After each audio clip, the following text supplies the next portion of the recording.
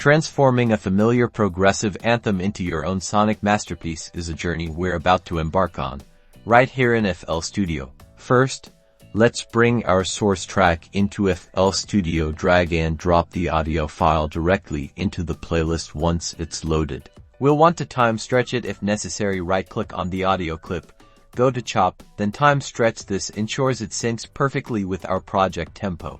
Now, the creative dissection begins in the playlist. You can freely move, duplicate, and rearrange sections. Think about isolating the main melodic hook, the driving bassline, or a powerful vocal snippet. Don't be afraid to chop up phrases and reposition them for a completely new rhythmic feel. Melodies are your playground. Select a vocal or synth part, right-click, and explore the chop options. Again, you can create stutters, reverse sections, or even pitch individual notes up or down to form entirely new melodic patterns. This is where the original song gets a fresh perspective. Let's build something new. Open up the piano roll and start crafting your own bassline or a complementary melody. Think about the harmonic structure of the original track and create something that either complements it or provides an interesting contrast. Time to add your signature sounds. Load up your favorite synths and drum machines. We'll be layering new drums, perhaps a more aggressive kick or a snare with a different character, and innovative synth leads or pads that add depth and emotion to your remix.